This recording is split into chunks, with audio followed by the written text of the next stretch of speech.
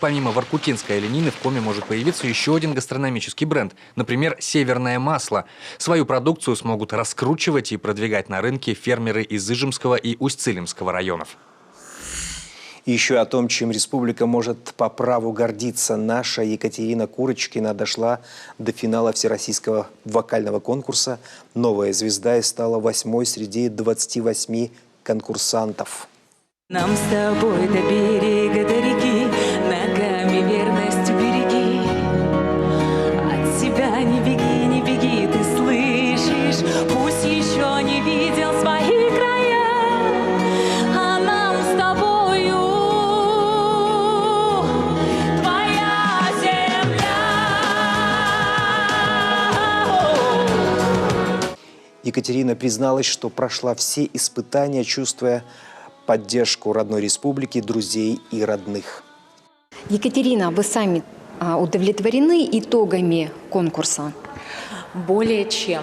Я превзошла все свои ожидания. На самом деле я безмерно благодарна жителям Республики Коми, которые голосовали за меня, потому что оказаться в десятке лучших по голосованию именно по зрительскому и в финале для меня это моя личная победа. Это победа, которая дает мне новый старт для других каких-то возможностей.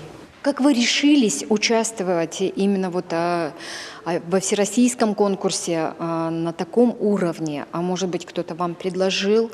Проект «Новая звезда», они отправляют во все регионы заявки Министерства культуры, и Министерство культуры уже спускает на концертные организации. И Ольга Альбертовна Попова, с которой мы хорошо общаемся, она мне предложила, говорит: «Катя, давай, надо». Я, конечно, сначала отнекивалась, говорю: да куда, и мне уже возраст, я уже не хочу участвовать ни в каких конкурсах, уже как бы и концерты, и моя педагогическая практика. Но я подала заявку, и я сама того не ожидала, что я прошла и представила регион на таком масштабнейшем телепроекте. Но вы уже навели мост с Москвой, у вас есть уже свой круг знакомства. А не будет ли так, что вы уедете совсем в Москву на постоянное место жительства? Все-таки там больше перспектив, чем в нашем регионе. Ну, мало того, что я с Москвой навела мосты, так я еще навела со всей Россией мосты, потому что мы все участники очень хорошо сдружились все вместе, и в каждом регионе будут рады встретить любого участника.